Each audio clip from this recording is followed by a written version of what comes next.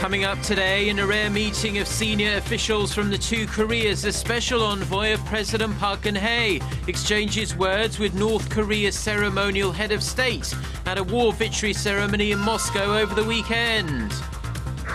The floor leaders of South Korea's two main parties agreed to pass a number of stalled tax and childcare bills this week, but discussions will continue over a controversial bill aimed at reforming the pension system for civil servants. Plus, Houthi rebels agree to a 5-day ceasefire in Yemen. It's hoped the truce will allow humanitarian aid into a region devastated by a Saudi-led bombing campaign. Stay tuned for these stories and more.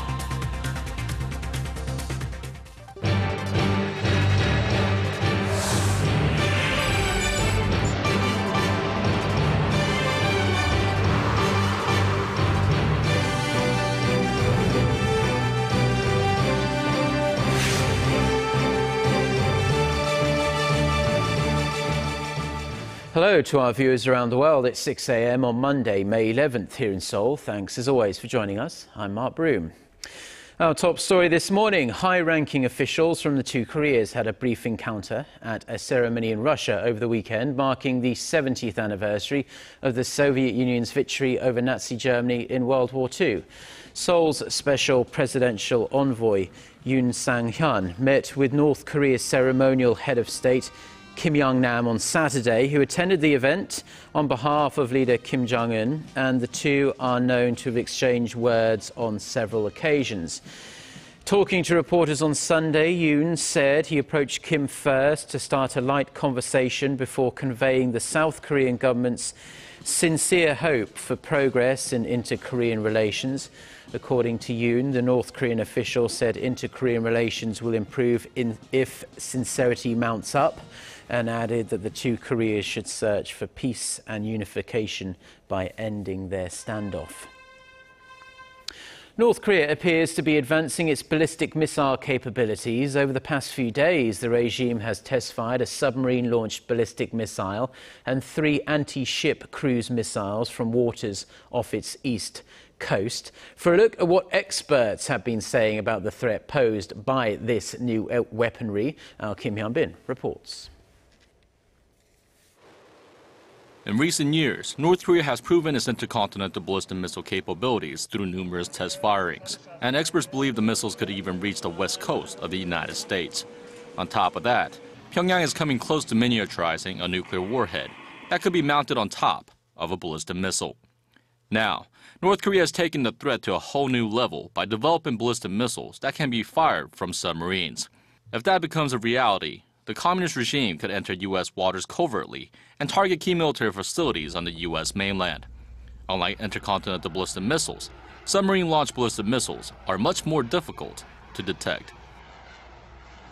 Submarines are not detected on radar and can only be detected via sound waves underwater, so our current missile defense system will not be able to detect.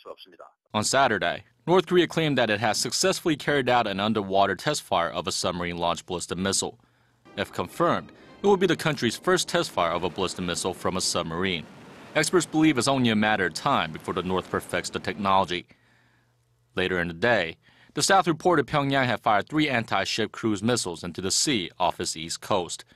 After the test firings, the U.S. said launches using ballistic missile technology are a clear violation of multiple UN Security Council resolutions, and warned that the North submarine-launched ballistic missiles could represent a fresh threat to the security of the Korean Peninsula. Kim Yongnam, Arirang News. Now, in addition to boosting its missile technology, it appears North Korea is beefing up its cyber warfare capabilities.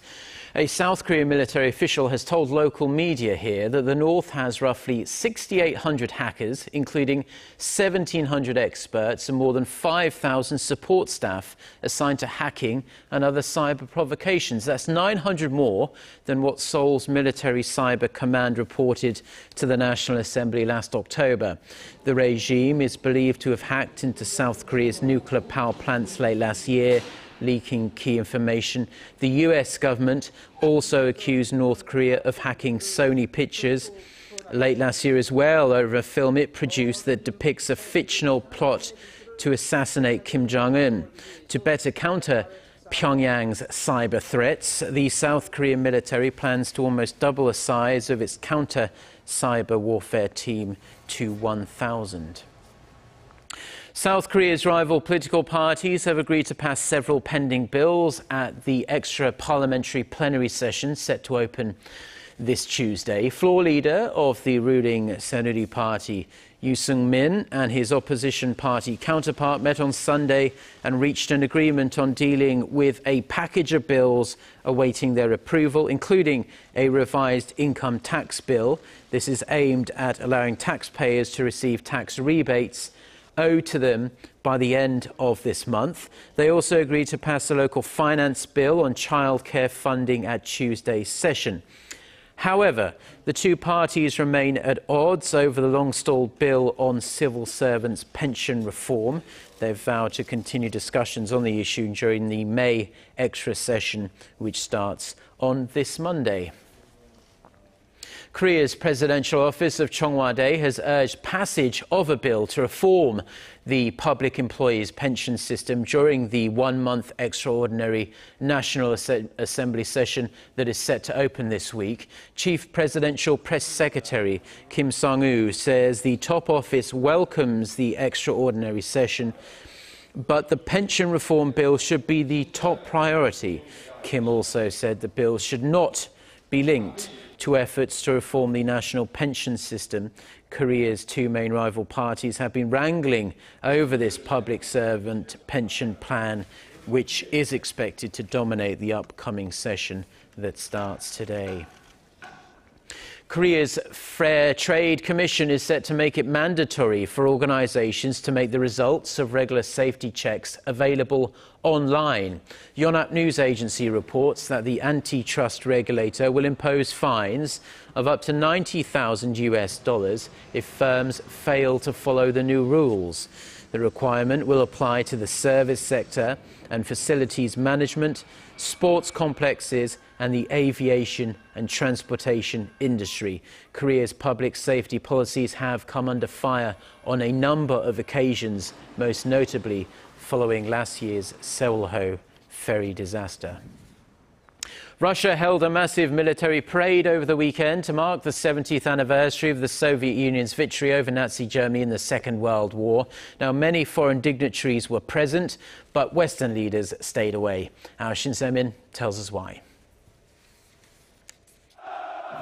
Hundreds of troops, tanks, and missile systems roll down the streets of Moscow to commemorate the 70th anniversary of the Soviet Union's victory over Nazi Germany during World War II. In the 1930s, an enlightened Europe did not see a deadly threat from the Nazi ideology from the very beginning. And now, 70 years later, history is again appealing to our minds and to our vigilance. President Vladimir Putin hosted 20 leaders, including UN Secretary General Ban Ki-moon and Chinese President Xi Jinping. But many Western leaders, including US President Barack Obama and the leaders of Germany and the UK, boycotted the event. The ceremony comes at a time when Russia's relations with Western countries are at lows not seen since the Cold War. Russia's annexation of Crimea last March and its involvement in eastern Ukraine has enraged Western leaders, casting a long shadow over their relations with Russia.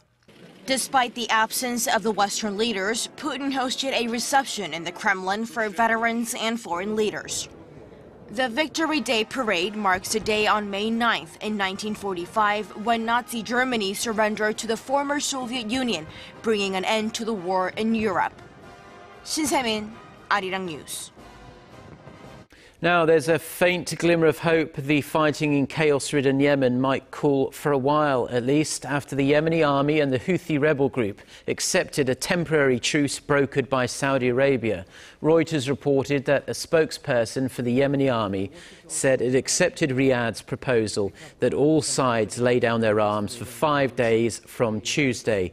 The ceasefire should allow humanitarian aid to flow into the region after more than 1 month of airstrikes from a Saudi-led military coalition.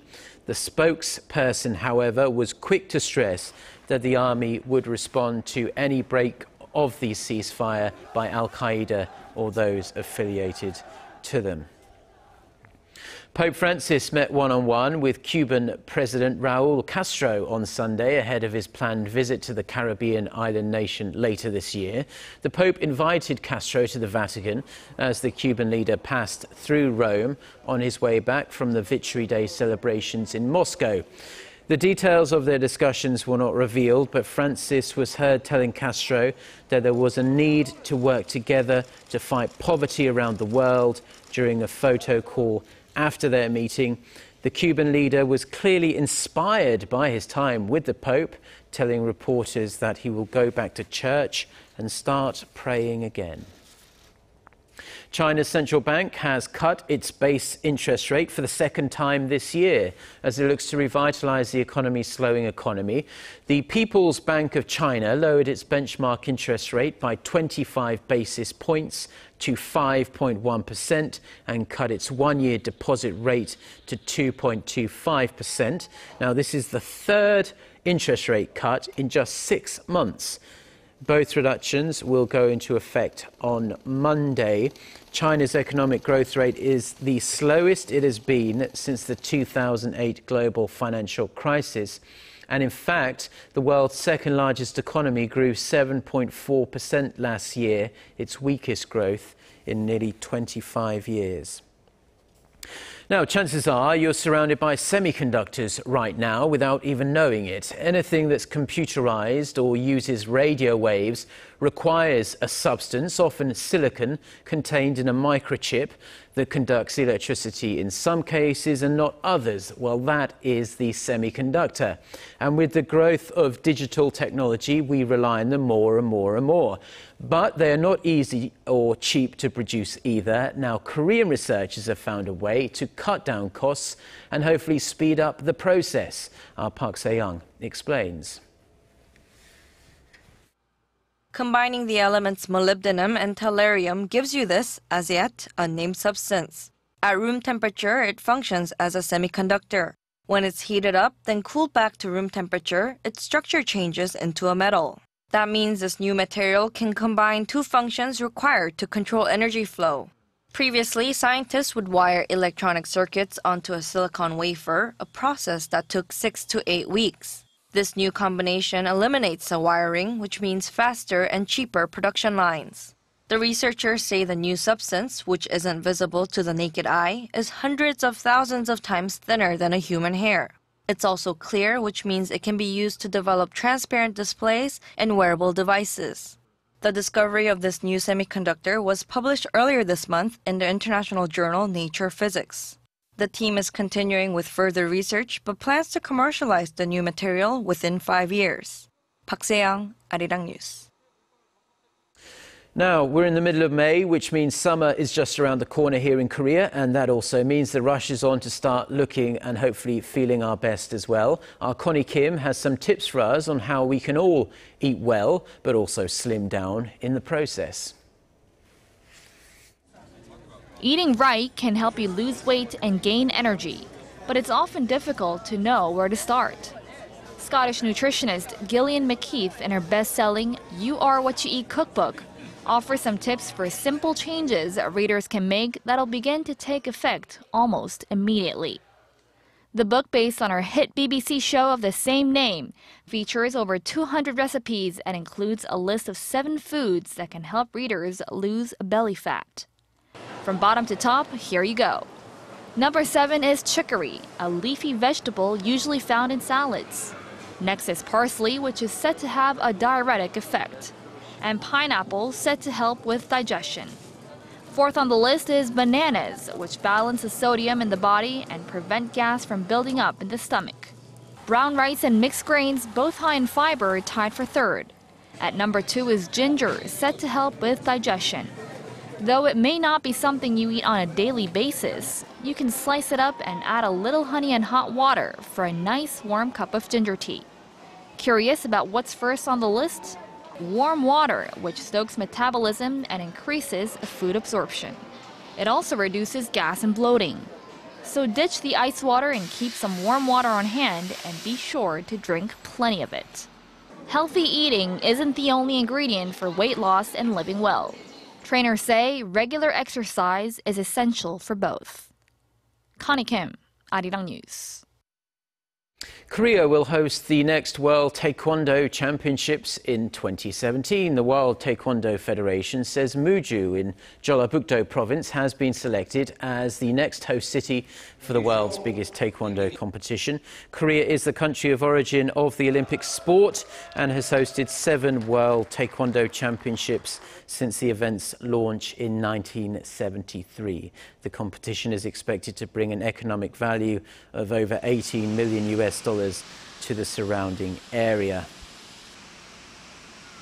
Now, YoungSoon has upped the ante for his fellow artists at home by bagging the highest award ever received by a South Korean artist. The 46-year-old won the Silver Lion for a promising young artist at the 56th Venice Biennale for his 95-minute film that touches on labour issues.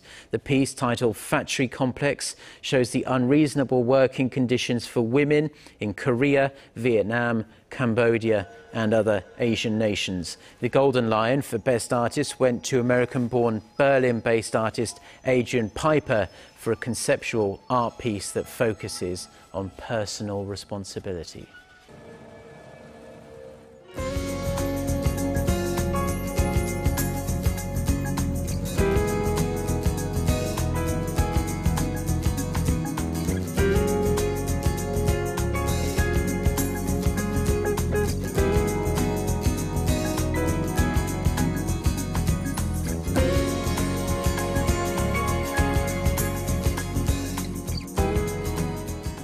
Well, that's all we have for now. I'm Mark Broome. Have a wonderful start to the week, and thanks as always for watching, and we do hope to see you at the same time on Tuesday. Goodbye.